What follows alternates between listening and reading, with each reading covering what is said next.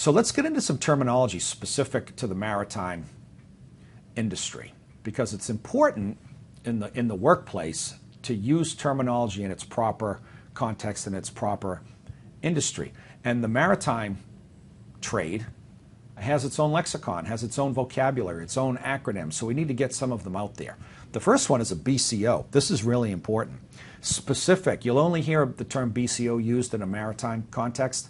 The beneficial cargo owners, these are the actual shippers of merchandise, buyers and sellers of goods. Steamship line, that's a container line, synonymous terms. Some terminology we see here in the United States. Not just anybody can be an ocean freight forwarder, an ocean 3PL, offering services to the BCOs basically in a maritime environment. Here in the United States, certain licenses are required that fall under a category called an OTI. We're at our third bullet point now, an ocean transport intermediary. There are a couple of licenses within this framework that we'll talk about now. Either way, those licenses have to be approved by the FMC. That's an OGA, another government agency, the Federal Maritime Commission. They monitor ocean transportation here in the United States. So if I'm a freight forwarder or I want to become an ocean freight forwarder, I have to apply for a license, pass a background check, demonstrate my knowledge of the ocean transportation industry, and post a bond as well. Depending on the license I want, I could be an ocean freight forwarder or a non-vessel operating common carrier. This is the second to the last bullet point. So a license as an OTI to be an ocean freight forwarder, that allows me to prepare documentation, cut ocean bills of lading on behalf of buyers and sellers of goods, shippers of goods. If I want to contract with the steamship lines, as we described previously, buy space on a ship, turn around and resell it in the marketplace, the essence of freight forwarding, here in the United States, you need an additional approval. That's called an NVOCC license, a non-vessel operating common carrier. So now I can not only cut bills of lading as a service, in essence, as the name would indicate, I can operate as a steamship line without actually having to own any ships, which is a pretty good deal if you think about it. The challenge there is that there are thousands of NVOCCs out there.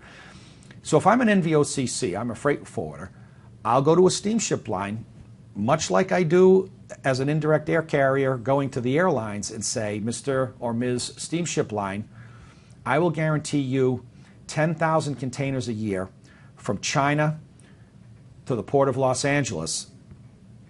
What volume discount will you give me on a per container basis in exchange for my guarantee to provide you with 10,000 containers?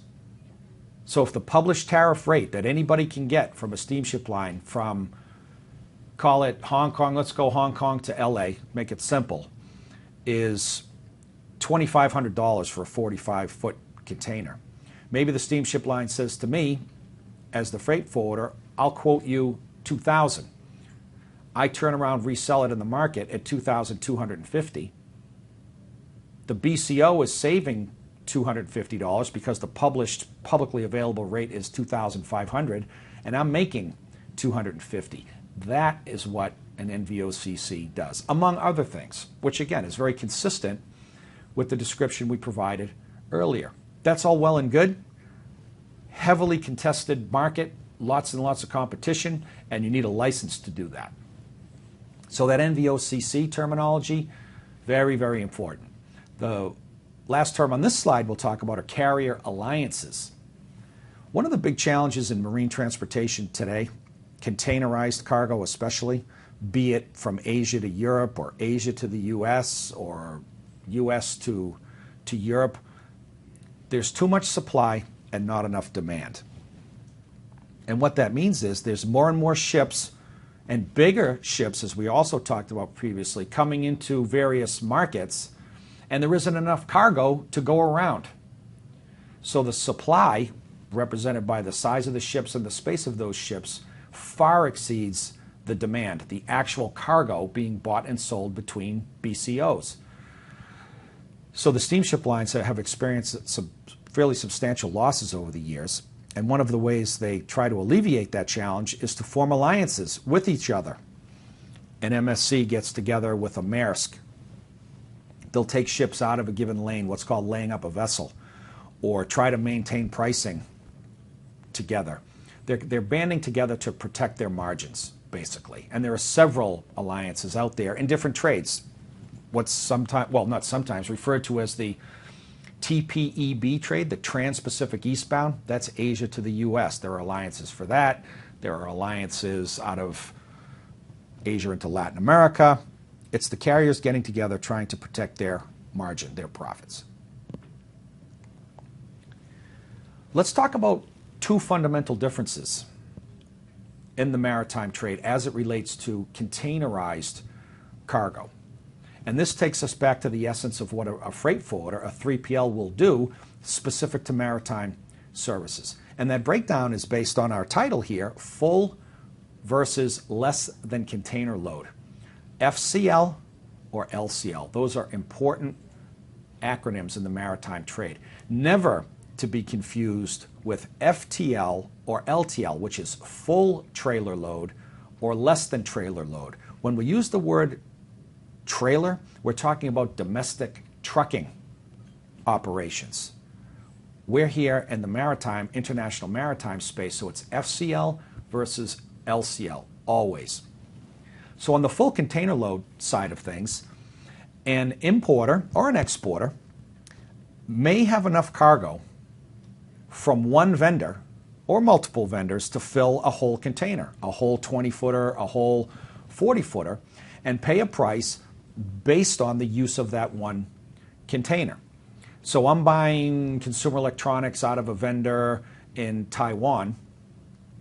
I'm the buyer, but pursuant to the Incoterms that we negotiated, I'm paying the cargo. I will arrange to have a container spotted at the factory in Taiwan. Maybe it's a 20, maybe it's a 40, depending on the planning that we engage in terms of the cargo, how many pieces, its weight, etc. Make a determination we need a 20 or a 40-foot container. And as we see in our first hash mark, it's a single shipper, loaded at a factory, maybe a warehouse or a works. Works is just a European term for a factory or a warehouse, actually.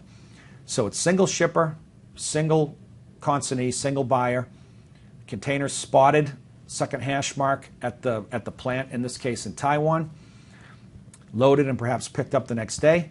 Or maybe we arrange for what's called a live load, where the container is spotted, located at the factory, and it's loaded right away.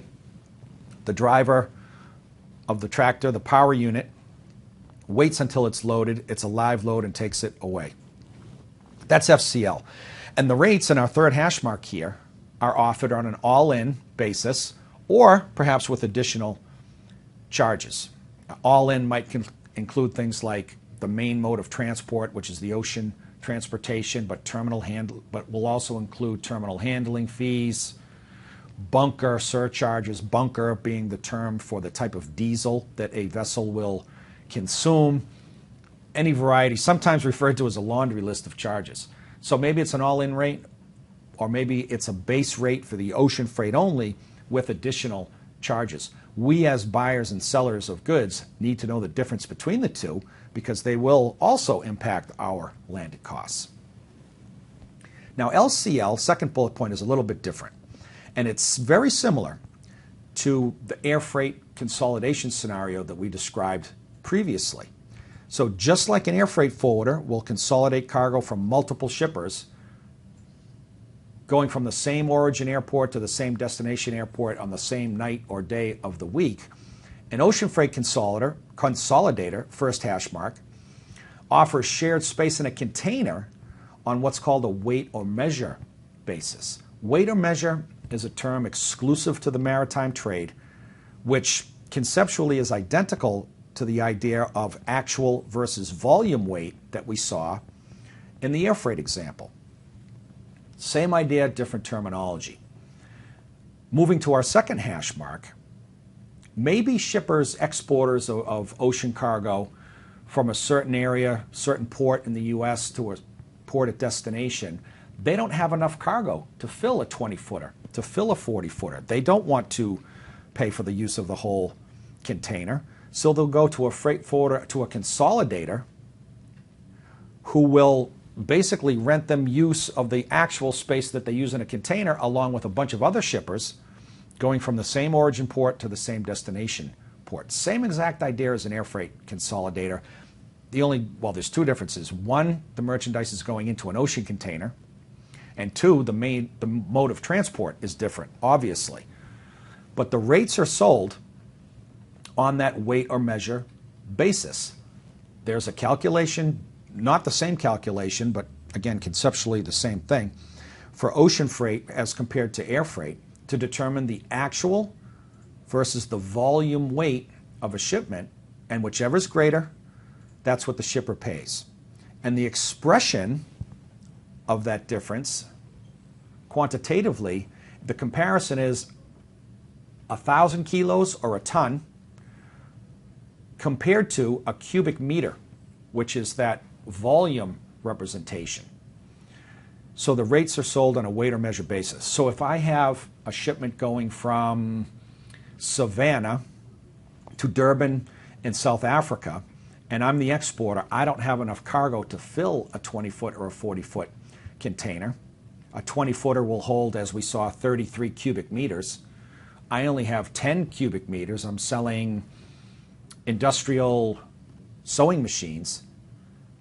I don't want to pay for the full use of a container. So I'm going to go to that consolidator, provide them with the weight of the shipment, the dimensions of the cartons or crates that the goods are going in.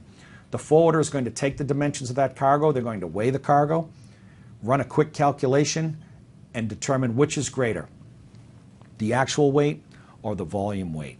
So if the rate quote that I received from the forwarder, the ocean consolidator in Savannah, is $100 weight or measure, $100 per ton, per 1,000 kilos if it's actual weight, per cubic meter if it's volume weight, and we determine that the way we packed or crated these goods, because they're delicate and such, there's a lot of room inside the crates. We put a lot of styrofoam in there to protect the equipment and such. If the actual weight is 5 tons, or the equivalent of 5 cubic meters, but the volume weight is 10 cubic meters, we're going to get charged that 10 cubic meters times 100, it's $1,000. So the concept is the same. Air freight forwarders, ocean freight forwarders use software that calculates weight versus actual, I should say actual versus volume weight automatically. So it's a fairly simple exercise. But conceptually, LCL versus air freight consolidation, it's the same thing. Whether it's ball bearings or ping pong balls, you're going to pay whichever's greater, the actual weight or the volume weight that it consumes, in this case, in a container.